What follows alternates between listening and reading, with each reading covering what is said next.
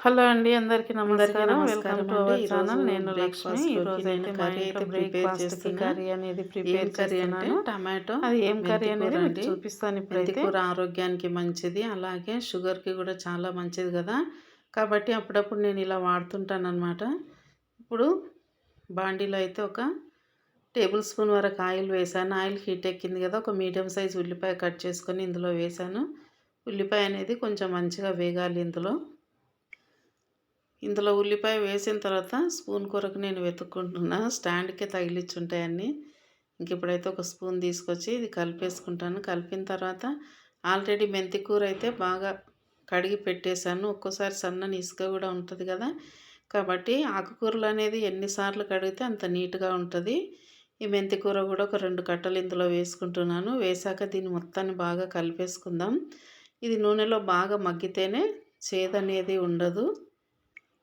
మామూలుగా కొంతమంది ఏం చేస్తుంటారంటే పచ్చిదే వేస్తారు ఉడికేటప్పుడు. కానీ ఒక్కోసారి చేదనేది వస్తుంది. ఇలా ఆయిల్‌లో మగ్గిస్తే గనక చేదనేది విరిగిపోతుంది. టేస్ట్ కూడా బాగుంటది.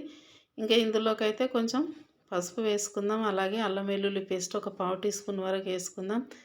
నేనైతే దీనికోసము ఒక 4 మీడియం సైజు టమాటాలు కడిగి చిన్నగా కట్ చేసి పెట్టుకున్నాను. ఇలా చేసిన కర్రీ టమాటో కర్రీ, మెంతికూర కర్రీ 2 కలిపి చేస్తే గనక చపాతీలోకి అయితే చాలా సూపర్ టేస్టీగా ఉంటుంది.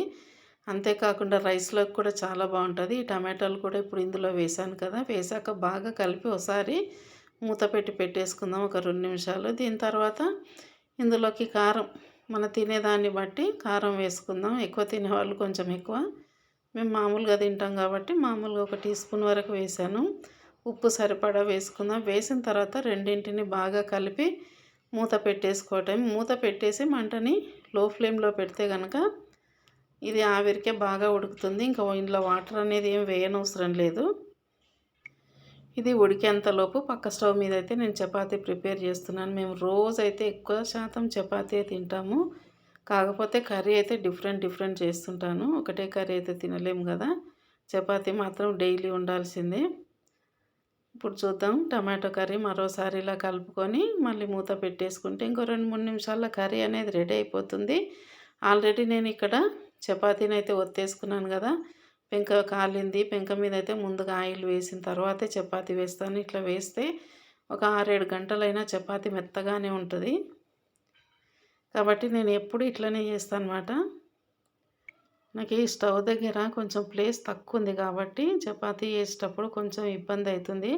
ఆపోజిట్ అరుగు మీద పెట్టి చేస్తాను అన్నమాట. ఇప్పుడు ఇక్కడనే పెట్టి చేసుకుంటాను. ఇంకా చపాతీ అయితే కాలింది కదా! తీసేసుకుందాం. మిగతా పిండి కూడా సేమ్ ప్రాసెస్‌లో చపాతీలు చేసుకుంటే ఎంతసేపు అయినా కానీ ఇవి చాలా మెత్తగా ఉంటాయి. కాకపోతే పిండిని అయితే ఒక అరగంట, గంట నానబెట్టి ఉంచుకోవాలి. చపాతీ మడత పెట్టకుండా చేయకున్నా కానీ చాలా బాగొస్తుంది. మెత్తగా ఉంటాయి చపాతీలు. ఇంకా ఇక్కడ కర్రీ అయితే ప్రిపేర్ అయిపోయింది. చపాతీలన్నీ కాల్చేసుకొని ఇంకా బ్రేక్‌ఫాస్ట్ తినేయడమే ఆలస్యం. ఇంకా మాదైతే టమాటో మెంతి కూర కర్రీ రెడీ అయిపోయింది. ఆల్రెడీ నేనైతే ప్లేట్‌లో చపాతీలు పెట్టుకున్నా. నేను కంపల్సరీ 3 చపాతీలు అయితే తింటాను. ఇందులోకి కర్రీ వేసుకొని ఇంకా తినేయటమే ఆలస్యం. ఎంతమందికి ఇలా మెంతి కూర టమాటా కర్రీ నచ్చుతుందో కామెంట్ చేయండి. నాకైతే ఈ కర్రీ అయితే చాలా ఇష్టం. ఎందుకంటే పుల్ల పుల్లగా, కారకారంగా చాలా బావుంటదనమాట. ఇంకా నేనైతే బ్రేక్‌ఫాస్ట్ తినేస్తున్నా. ఎందుకంటే కొంచెం ఏజ్ అవుతున్న కొద్దీ టైంకి టాబ్లెట్లు వేసుకొని తినాలి కదా! తినకపోతే ఇంకంతే ఆత్మారాముడు ఊరుకోడు కదా! చపాతీ కర్రీ అయితే సూపర్ టేస్టీగా ఉంది. ఏ మసాలా వేయకుండా చాలా బాగుంది సింపుల్‌గా. డైలీ చేసుకుంటే ఇలా సింపుల్‌గానే చేసుకోవాలి. అకేషన్‌గా అయితే మసాలాలు వేసుకోవచ్చు.